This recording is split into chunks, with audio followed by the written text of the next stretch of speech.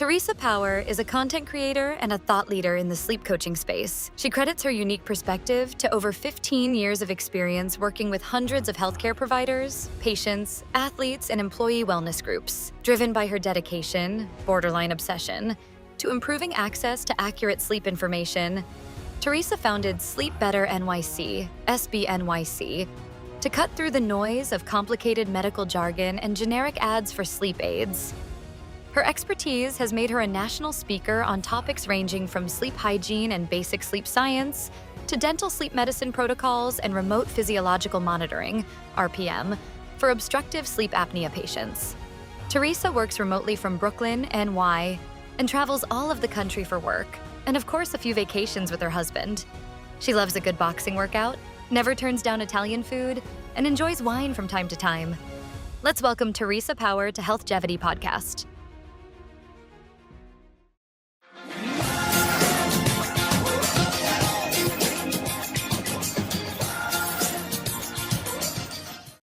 Hello, everyone, and welcome to another HealthGevity podcast.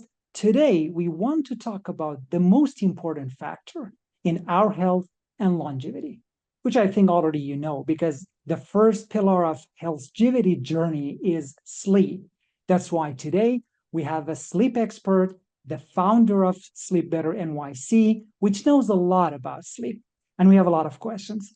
Let's welcome Teresa Power. Welcome, Teresa. Thank you so much for being with us today. Great, thank you. I love that introduction, and I love that sleep is so important to your community. Absolutely. Well, everybody has a story when we talk about their background, and I know probably you had some problems with your sleep. That's why you took action, probably started learning about it, studying, and now you are trying to help other people, right? So please let us know, what is your story, how everything started, in terms of becoming interested in working in this field, which is really, really important. Thank you. Yeah, I think everybody at some point has trouble with sleep. Actually, I'm sure that every single human does. And so it's interesting because it's something that everybody does and everybody has trouble with at some point, but we just don't really think about it a lot. We don't really talk about it a lot. I was in healthcare for a little over a decade before I got into the field of sleep medicine. I was doing sales and consulting, and I just found that every time somebody found out I was working with sleep doctors or I knew a little bit about sleep, everybody had questions. And it seemed to be very simple questions, very basic questions, but it was really kind of alarming to me that they couldn't find the answers they needed. Their doctors didn't really have the time to talk to them about it. A lot of people didn't even know that like specialists existed for sleep. So I pretty quickly became obsessed with the idea of it. I earned my own clinical credential. I'm board certified in clinical sleep health. I've worked with hundreds of healthcare providers, patients, employee wellness groups, athletes. But what it really comes down to is the basics. Like you said, everybody sleeps, and everybody needs to know the basics for themselves so that they can take control of their own sleep health. And that is really what I focus on. A lot of snoring and sleep apnea stuff, but more really about habits, mindset, and just helping with your sleeplessness, and not just for sleep itself, but because of the way you feel when you're awake, when you get good sleep. I used to deal with some chronic pain, migraines for many, many years. I think I've seen 12 specialists when I was growing up, teenager and in my 20s. And what I found was the only thing that was like a real escape or that could really help me control these migraines before I found other things that worked was sleep. And now I'm older and wiser, and I realized that there was a reason for that. I wasn't just escaping and sleeping. I was also helping my body to repair and recover and to perform better by getting good quality sleep. So that's what I want to help other people do. Absolutely. That's amazing. For me, it was like about 15 years ago, and I thought that sleep is something that we waste our time. And I still think a lot of people think the same. They say, why should I sleep and waste my time like 8 hours? Okay, let's make it like 6, 5. And I used to sleep 4. And that was just terrible, but I didn't think about it until for many, many years, I started studying about not only sleep, the whole other factors for, health and longevity. And probably you have seen the book that I have written, HealthGevity Journey. I founded it based on 12 pillars, and I tried a lot to see what is the most important. And the more I studied, the more I found out that sleep should be number one, because it is impossible to do any other thing without a high quality sleep. And it's not only about sleep, right? We have to have a high quality sleep. So let me start with this question that it's very simple and easy question, but I'm sure that a lot of people still don't know about it that much, or they haven't thought about it. And I know that we can write books and books about it. That what is sleep and why we sleep in the first place? It's such a simple question, and people like to say that we don't really know, but we kind of do. I mean, sleep is obviously a natural physiological process. It is essential for our physical and mental well-being. If you think about it, we can survive a few weeks without food. We can only survive a few days without food. I think the world record is like 11, excuse me, without sleep. I think the world record is about 11 days without sleep, but that is the record. I mean, after just 24 hours, 48 hours, we start to have cognitive issues, some Right. physical issues without sleep. So it's pretty immediate, which should remind everybody when we're thinking that sleep isn't really that important, that it only takes a day or two before you start to physically and mentally feel not well from poor sleep. So most people understand that we need sleep to allow our bodies to rest and repair, recover. We're spending a lot of energy, we're working our bodies and our muscles all day long, but sleep is actually a very active state as well for our brains and our metabolism, as you know. So we're not just shutting everything off and laying there lifeless for 7 to 9 hours. Our bodies are going through a whole cascade of physiological events to repair, recover, to grow, to process memories, to consolidate memories, to make sure that you remember everything that you learned that day, which is a lot, even if you have the most boring life. You have learned skills and actions and habits, and you need sleep to consolidate all that while you're not busy doing everything else in life. So during sleep, we often will become basically paralyzed. Our bodies in REM sleep, which is rapid eye movement sleep, our bodies become paralyzed. And so we are able to have these dreams and consolidate memories, work through some emotions without acting them out. Hopefully, unless you have a disorder, but otherwise we're resting for that. Absolutely. Well, the more we think about sleep, actually, it dates back to at least 3 billion years ago, because the first thing as a living being that we experienced was the day and night, right? The darkness and the light.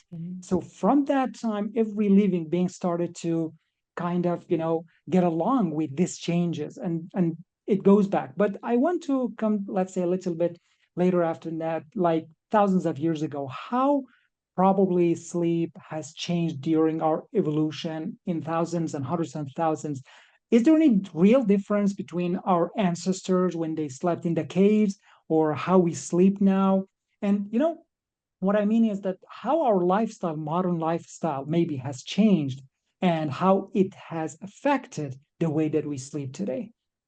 hmm That's a really good point, and it's almost two different nuances, I feel like. As we know, humans have their circadian rhythm, so we've always needed sleep, the day and the night. We've always operated on roughly 24 hours of a natural body clock, which is affected immensely by light. And naturally, that means sunlight, which of course nowadays we spend so much time indoors, and not just indoors, but with blue lights and unnatural lights and really, really bright fluorescent lights. And it's very, very different from outdoor sunlight. Even if it's very bright, it's different lumens, for example. Now, our ancestors might have had more segmented sleep. If you think about, the way a newborn sleeps, they wake up, they go to sleep, they wake up, they go to sleep. There are some studies, and you'll see like articles floating around, that we used to have segmented sleep. So we used to be awake and hunt and gather during the day, then sleep for a few hours, and then get up in the middle of the night and do other activities and then go back to sleep, which certainly might be true. Now, of course, because we have these social and cultural changes where we pretty much work during the day and then we rest or do, social activities or family activities at night, I would say that most people have a very consolidated sleep. And this doesn't mean that it's bad. It's not unnatural. Again, we still are working on this 24-hour cycle. We're still using light to know that we're supposed to be awake, and we're using dark to know that we're supposed to be asleep. But the huge change is the kind of light that we're getting, that we're not getting that outdoor light, that we're not getting that outdoor air. Our bodies might have trouble understanding what time it is, which doesn't just impact your sleep, but it impacts your metabolism and your digestion. If we're not getting the right kinds of light, or the lack of light, because it's, call it 11:30 at night and all of your lights are on and you're scrolling on your phone, your brain might not realize that it's nighttime, that it's time to produce melatonin, for example. And so it impacts sleep, and it just kind of makes this cycle that's really hard to get out of. Absolutely. And, when we are talking about sleep, to people, they think that they know. Of course, they know. But the thing is, for example, we have some genes that probably will determine that whether you are, let's say, late sleeper or early morning, maybe person. So Mhm. this is one thing. And on the other hand, we believe in HealthGevity Nation, we need a sleep literacy, and started from children from school, that they have to learn about it. Something very important that unfortunately nobody taught us until we started to go and read books about it after many, many years, which was late. I mean, I started reading about it after the age of 30. So what Mhm. if we start from early age and how it can change? I know that you have founded the Sleep Better NYC, and you have a lot of seminars and workshops. So why do you think it is important to, let's say, teach and educate people, and how your education is different probably from many other organizations, how you can help people to sleep better, so that they have a high efficiency work during the day, especially, and nowadays a lot of people have problem with. It's a really good point. You're right, because even when we were talking to our children, when we're putting them to sleep, we're just saying that this is something you have to do. Most people aren't saying why, or really putting it into a context so the kid knows that, oh, when we wake up, we're going to feel better, and I'm going to have energy so I can play my sports and do all the things I want to do and grow big and strong. It's not something that we really relate to sleep, although that's exactly what's happening when we're sleeping. So starting at a really young age, I love that idea of just getting more education, very basic education out to kids about that. Because, I do really work primarily with adults, and it's great in a way because they understand what I'm saying, and we can have adult conversations, of course. But it is also difficult because they've gone 30, 40, 50 years without really thinking about sleep at all, or having, a few misconceptions about sleep, that why would they ever think differently, because nobody's really talking about it. And especially on social media, we see it's so great and it's so bad for all the reasons that probably everybody knows, where there's a ton of free information, but a lot of that information out there is just blatantly false. Some of it Mhm. maybe was true at one time, but now we have new research. Some of it is maybe a twist of something that might be true. And so that was a huge driving force of me starting Sleep Better and going on Instagram and the other social media platforms, because I just wanted to help people understand like what was real, being a source that they can trust, because of course, I can understand the research, but I also have the clinical experience of working with hundreds of patients. So it's not just my experience. Sometimes we have some really, really well-meaning coaches or people who are trying to improve people's sleep because they personally overcame insomnia, but everybody is different. They have different lifestyles. And so it's really good to have that more well-rounded, and I guess the clinical education, as well as just being able to understand online what's real and what's not. And so that is what we try to do at Sleep Better. That's fantastic. And in seminars and let's say some consultation that I have with some entrepreneurs, 99% of them have sleep problems. I mean, I tell them, you are spending a lot of time, effort, money on your business. But I think the most important business is your health.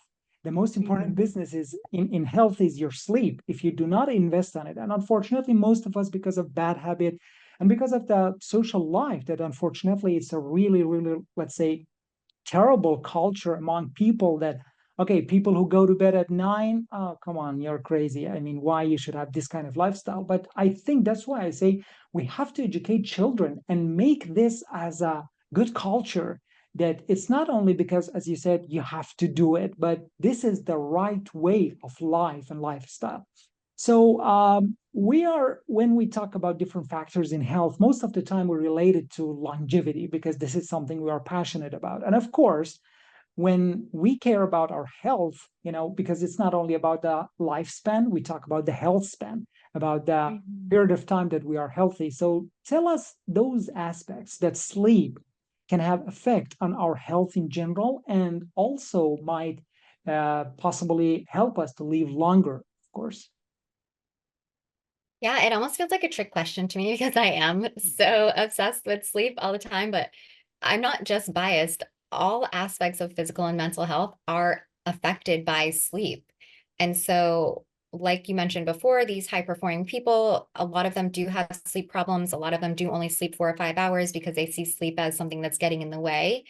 But improving their sleep, getting more sleep, and not just getting more sleep, but better quality sleep can help them perform better. We need sleep for cellular repair and growth, human growth hormones, tissue growth, muscle repair. If you're an athlete, you shouldn't be going to bed at 12 o'clock at night and waking up at 4 or 5 o'clock in the morning to train because you're not getting enough sleep for that muscle repair and the muscle growth. We have toxin removals. We have a pretty good idea, or most people have a pretty good idea, that toxins build up in our bodies and our brains. And without good quality sleep, we don't remove these toxins. And so you don't need to go out and buy a supplement to remove all the toxins if you're getting good quality sleep. It's a very natural, amazing process. It can actually help to I want to say prevent Alzheimer's disease. We see a Mhm. really, really strong correlation between long-term sleep deprivation and Alzheimer's. And so that can obviously affect the quality of your life as well as the length of your life. And just hormone regulation in general. A lot Mhm. of hormones, we hear about cortisol all the time, the stress hormone, but disrupted sleep impacts, I mean, basically all your hormones, but cortisol specifically, which can lead to a risk of obesity, diabetes, heart disease. It can increase feelings of anxiety. It can make you have trouble falling asleep if your cortisol is higher than it should be. So all of these things are impacted by good quality sleep, which can really impact the quality of your life and quite literally the length of your life if you are helping to prevent issues like a heart attack and stroke, which are related to untreated sleep apnea, for example. Right, exactly. When we talk about like diseases like Alzheimer, the main reason again is that you do not have enough time, as you said, to get rid of all those toxics. And beside that, what I want to actually ask you is how sleep deprivation or having a low quality of sleep, because a lot of people sleep like 7 or 8 hours, but they get up a lot of times during the night and they do not feel rested when they get up in the morning because they haven't had enough deep sleep or REM sleep. So, how having not, let's say, high quality sleep can relate it to a lot of other diseases and what we should do about it, especially, about the deep sleep, which mostly happens in the beginning of the night, that a lot of people go to bed late. So almost they miss that part of the sleep, which is important. Or they get up early in the morning, say they do not have enough REM sleep. And we know that deep sleep will help us to, let's say, regenerate our muscles, but REM sleep will help for mostly our brain function. So, what is the best advice you can tell people, something functional and easy? And of course, I know it is not easy to have a, let's say, plan for yourself and do it every single night because we are living in a real life. A lot of things can happen. But tell us about your experience, how you have regulated your sleep, and later I'll ask you about your sleep score, and I'm sure we'll talk about the technologies that you are working on that. Yeah. Sure. I think truly the most important part is to just start small. As you mentioned, everybody is busy. We have so much going on. Um, I recently saw a video of Dr. Matthew Walker, who is very well known. He wrote the book Why We Sleep, and he was on a podcast saying the best way to get more REM sleep is to just sleep later in the morning, which of course it makes sense. That's when we do have the most REM sleep. But um, in a very practical setting, we can't just tell a parent to sleep in if their baby is awake. If I have to get up and go to work early in the morning, I can't just sleep in that morning to get more REM sleep. So a really small tip would really just to be start adjusting your timing to be 15 minutes earlier for, let's say, Monday and Tuesday. You go to bed 15 minutes earlier than you normally go to bed. Wednesday, Thursday, 15 minutes before that. We sometimes when we want to make changes in our lives, and sleep is one of them, we'll get all these ideas and want to implement them all at once. You want to do the very best thing you can do, but that can be really overwhelming, and it can also be really disappointing. So if you give yourself 10 tasks to do and you only complete 2 of them, you might be a little disappointed, you might give up. But if you only give yourself 2 tasks, go to bed 15 minutes earlier, keep your lights dim after dinner, and you do that for a full week, that really boosts up your confidence. Like, I know I'm doing something better for my sleep. Within honestly a few days of having better light exposure and less light exposure at night, you will start to feel better, hopefully sleep a little better. So give yourself a little grace and start really, really small. And I would say start with Absolutely. those 15-minute increments of going to bed earlier. Absolutely. For just replacing habits, the old habits that we have had for many years. You cannot do it probably. You can do it like a shock in few days, but you will get back to all your old habits again. And as you said, even Mm-hmm. 5 minutes or even minute by minute, because I have done that. I have helped people actually in this term that they thought it is impossible. And I said, okay, how about 1 minute per night? Is it impossible? No, you can do it. And do not do it like today, 1 minute, tomorrow, 10 minutes. No, please do it just minute by minute. And after 1 month, you see 30 minutes difference, right? And 3 months, 6 months after that, everything is different. So let me tell you something that I'm sure resonates with most of us. When we were, let's say, student, I remember I had a stress of getting up early in the morning because I had to go to school to be there at 7:30 or 8. So I normally woke up about 6 and then I had to get ready. We really are working on a project to tell the schools and even parents that they can postpone like 1 or 2 hours of starting the school, because we know that adults are so much different from children. Before the 18, they have to sleep at least 8 to 9, even 10 hours. What do you think about this? If we could do something like this, how it can affect the life of students and children if they just get up 1 or 2 hours later in the morning? That's really important. And it's really important to remember that children's sleep is way different than adult sleep. And it changes every few years when they're younger. Teenagers, especially, they typically have a later chronotype, meaning that their biological clocks shift typically during puberty. So it makes it kind of hard for them to fall asleep early, which also makes it hard for them to wake up early. So sure, some teenagers might just be difficult. Maybe they're lazy, they don't want to get out of bed. But a lot of them, it's really in their bodies, it's their biology that's making them want to stay up late and get up late in the morning. So when we make them go to bed much earlier, not only are they uncomfortable, but their brains really aren't awake yet. Their bodies aren't really awake yet. And so maybe the first 2 periods, they're really not even soaking things in. They're not paying attention. We might see this as a behavior issue in some teens. We might think that they don't care, but it's physically difficult for them to really manage this because they're not on the schedule according to their body clock. Yeah. When I was searching about what you're doing, I noticed you have something we call it remote psychological monitoring, so RPM. Would you please explain more about it, how it can help, especially I think for people with sleep disorders? Mm-hmm. So yeah, biological monitoring, or some people call it remote patient monitoring, is something that we do. It is a clinical term. It happens when, at least here, when you have a physician, you've been diagnosed with a sleep disorder. Most often it is sleep apnea, but it could be insomnia too. And what it means is that a patient who has been diagnosed with, let's just say, sleep apnea, they have a device that they use at night. Often it's a CPAP machine that is blowing air into their bodies to help them breathe and sleep better. But you can also use, a ring or a wrist worn device to track your sleep. and the sleep quality, but these are medical devices. So they're a little bit more high tech than like an Oura Ring or a Fitbit, for example. And it's going to track a bunch of different parameters going on in your body so that we know really the quality of your sleep and if it is improving for the treatment that you're getting.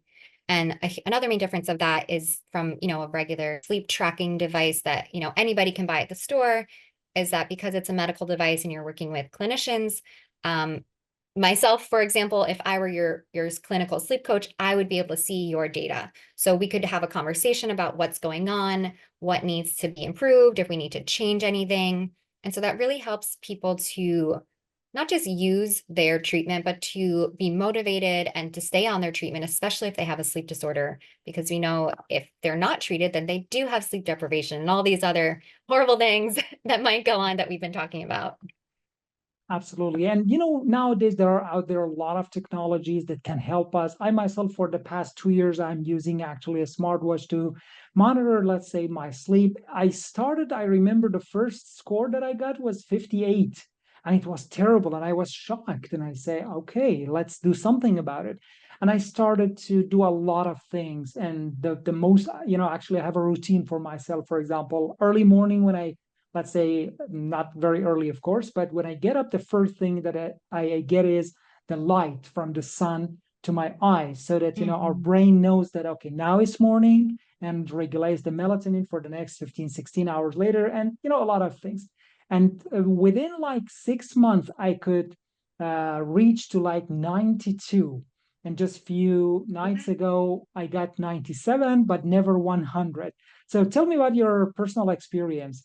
Have you ever had a perfect sleep, let's say, like Brian Johnson, that's, for many months, he's got like 100, which is really difficult for most of people. I think it is really difficult. I also think it's something we should strive for. I feel like 90 is incredible. I think 80 to 90 would be really, really great for everybody to achieve. I love the idea of using it as a baseline to track your changes, versus something that someone is like obsessed about achieving a certain goal, because it's also very subjective, right? So if you saw that your original score was 58, then that was a trigger to you to say, hey, you know what? I have to do something different. I need to change my lifestyle. I need to do these very simple things like getting light into my eyes in the morning. And over time, you start to see that number is changing. And that's like that it's the encouragement that you need that you're doing something right, which is really, really great. If you're getting to 80, 90% and you are feeling better, which you should, because sleep is so intrinsically linked to physical and mental health, you should be feeling better. And so I would say that's great. That's your goal. I've never had 100. I think I've had like 97 or 98 from time to time. I do like to hover around the 90%. But yeah, to me, that feels good enough because I feel good.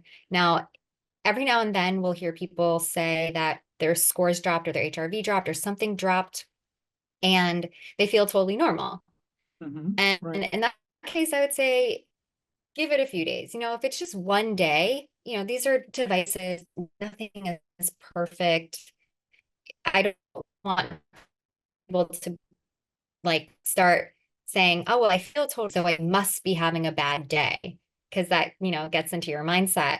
But if over time you're still feeling pretty normal and you're still seeing these numbers go down, then it can be your body trying to tell you something. We see these really, what seems like crazy stories of people who felt normal, but their numbers were changing and they went to the doctor and they found out, unfortunately, that they had cancer or they were getting COVID or they were pregnant and they didn't really know unless they were tracking, which is super interesting to me.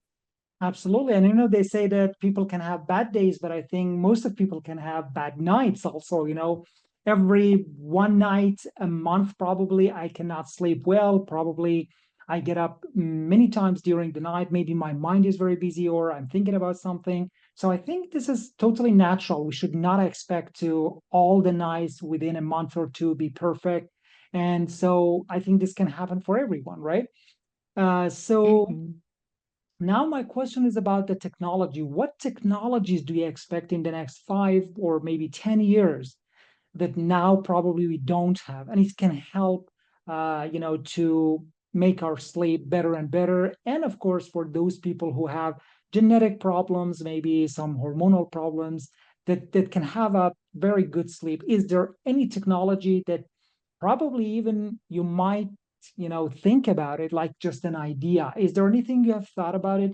I don't know, like taking a pill and it regulates the sleep in a very perfect way so that you have perfect deep sleep, REM sleep, light sleep, all of this, and you are totally 100% recharged in the next morning. What are some technologies out there maybe in the next few years? It's so interesting because, not to state the obvious, but everybody's different. Um, but everybody needs sleep and we all need certain types of sleep and different cycles and different stages of sleep. So we know that, but everybody is so different that it's really interesting to add in technology. I think sleep trackers in general, they are very common now, but at first, even when I started Sleep Better just 3 years ago, the research shows that they were just notoriously bad at getting all the details of sleep. You couldn't trust it. It basically could tell you if you were awake or asleep, and everything in between didn't really matter. But now, just 3 years later, they're a lot better at identifying different patterns and events in our body. So they're definitely getting better. And I think they can be really, really helpful to be a baseline and to start a conversation with a physician or somebody if you find that something's really off. I think just, Mhm. technology is good and bad in a lot of ways. On one hand, we want to get things that will help us, but if we Mhm. have 15 different devices putting us to sleep, then it's just kind of strange It because gives sleep a is a lot of very natural stress, right? process. Yes. What if you have Mhm. 5 devices and you forget one device at home and you're traveling? Then what? Do you not Yeah, sleep anymore?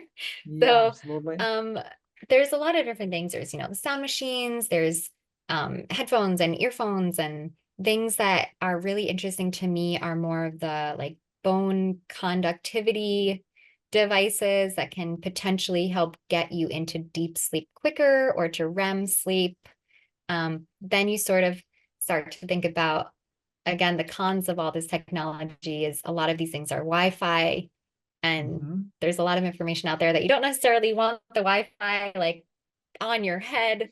So, I'm kind of up in the air about technology. I just feel like there's so much potential and there is some really cool research out there, but I'm just not sure what's right for me or what's right for everybody, just to really keep an eye out on things. Yeah, absolutely. And when we are talking about technology, especially now, we have to talk about actually personalized technology because, as you said, not only sleep, diet, exercise, lifestyle, everything from one person is different from the other. So we cannot have the same, let's say, routine for someone and give it to other one. For example, I personally, based on my gene, I am a night owl. So I used to actually stay up late until 2 a.m.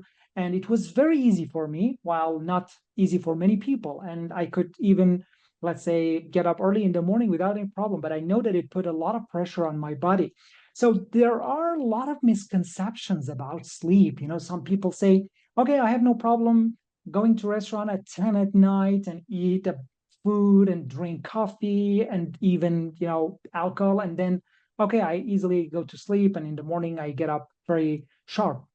I know some people might think that this is possible for a short time, but for a long time, probably it's not. And even something like, for example, they do not sleep in the weekend the whole night, and they say, no problem, next night I'm going to compensate it and just sleep 2 hours, 3 hours more, and that's it. Do you think that these are the things that we can trust, or probably they will have greater impact on our health that we don't know? I think they'll have a greater impact on your health that you just don't feel right away. For Mhm. sleep, what the research is finding now is that yes, we want quantity, yes, we want good quality, but a little bit above everything is consistency. Yeah. So if you are consistently waking up and going to bed at the same time, that's helpful. If you are consistently waking up and going to bed at the same time for 3 days a week, and then everything is just chaotic after that, your body your body doesn't really understand what's normal and what's not. And so how can it regulate itself? How can it ever know it's normal? Because you really need that consistency. Yeah, absolutely. Is the video And okay? Yeah, unfortunately, we had some problems, and it's very strange because I've never had this problem. But yeah, now it's okay.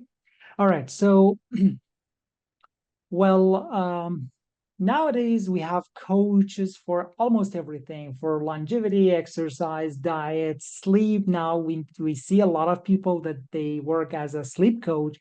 I want to ask you that why do you think we need, and especially maybe those people who are, let's say, more active during the day, the businessmen, people who they have a lot of activities and probably do not have enough time. And or of course they have enough time, but they do not give enough time to sleep.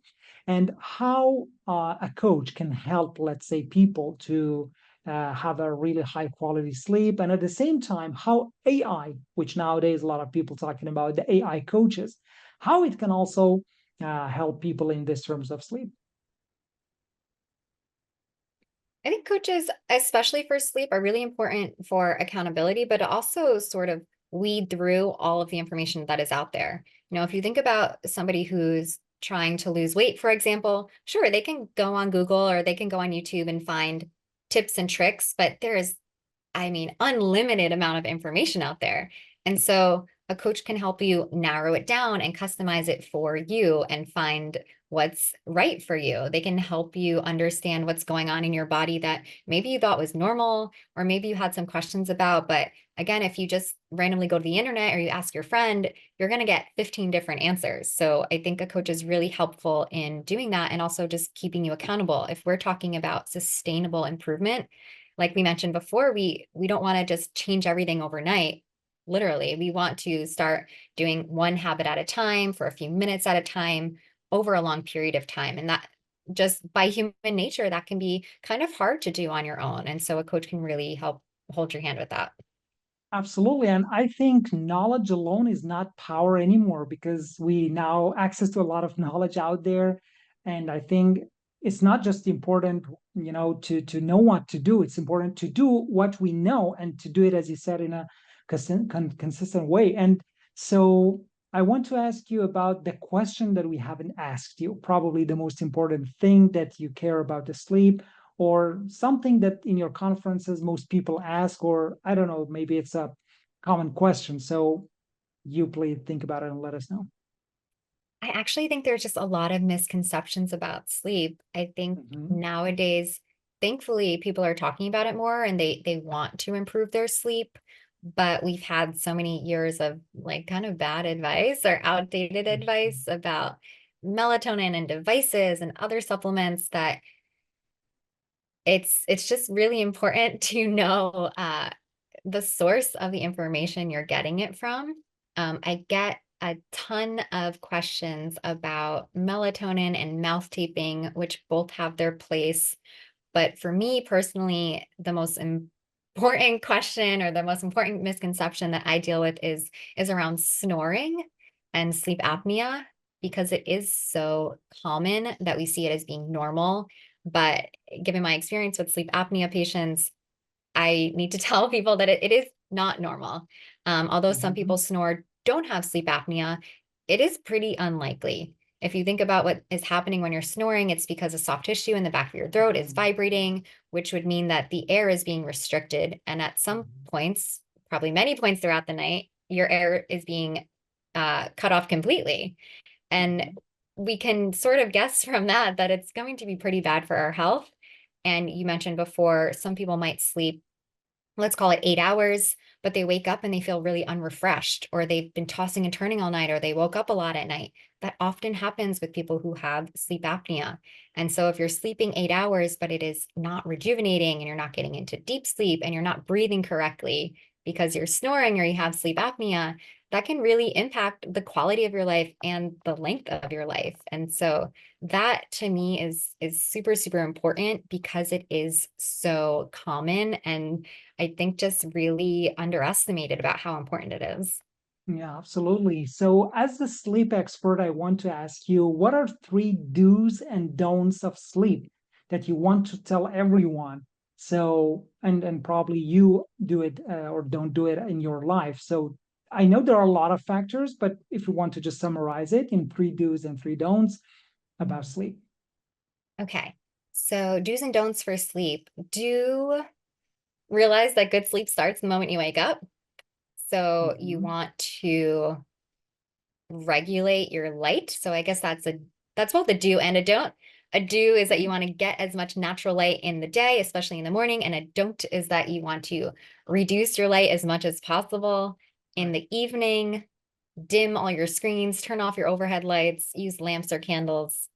Um, Another do would be to listen to your body. We talked about technology. A lot of people are using technology these days.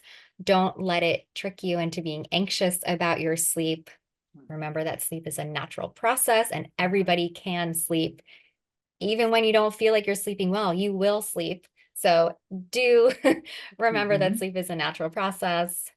Um, don't trust everything on the internet. Yeah, that's important. I feel like that's probably good for anybody. Don't overwhelm yourself with supplements and gadgets. Oop, Mm-hmm. I'm going to pause for a second because my video froze. So I'll say, don't Yeah. overwhelm yourself with supplements and gadgets. Mm-hmm. Some can absolutely be helpful, but you don't want to become reliant on a 15-step sleep process. Mm-hmm. Right. And do talk to a professional if you need help or a coach because you don't need to do it alone. Absolutely. This is the thing I wanted to say, that go and do an ask actually from people, because not most of people probably they know the problem, but they don't know about the solution. So they need people exactly who are experienced. And finally, as a final question, what is that research about sleep that you are fascinated about? Something new, maybe from the news, or something that probably in your conferences you hear from other sleep experts. There are a few things lately. I think that the information about light and sleep is really controversial right now, because we know light has such a strong impact on our sleep and circadian rhythm.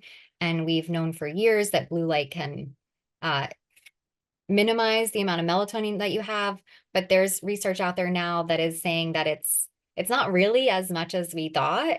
And so we're going back to like buying all these gadgets, like maybe they're not that important. Maybe it's just reducing bright light. Maybe it's more about the stimulation on our phones versus actually looking at our phones. So that's really interesting to me. I found a study that actually showed that teenagers who use their phone at night, it was dimmed.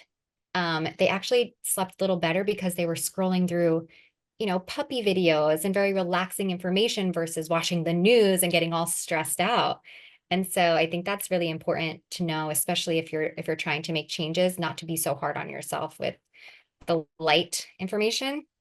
Um, but there's also new medications that everybody is talking about. Of course, I would love people to manage their lives in general with healthy, holistic, natural ways, diet, exercise, sleep. But for some people, they need a little help. They need a jump start. Some people have other conditions going on that like prevent them from doing the easy stuff. So some of these weight loss injections actually are showing to improve sleep apnea as well as sleep quality. And then we also have a pill coming out that might affect sleep apnea in other mechanisms of the body. So again, I don't love, prescription drugs for everything, especially when it comes to sleep. Mhm. But I Right. do find that they have a place to help jumpstart a change and to help get you on the right track. And that's all really interesting to me. Fantastic. What I want to say actually to people as a general idea or advice is that they should not take it, let's say, in a way that gives them more stress, because when you have stress about sleep, then you destroy the whole thing. Nothing can work when you are so stressful about it.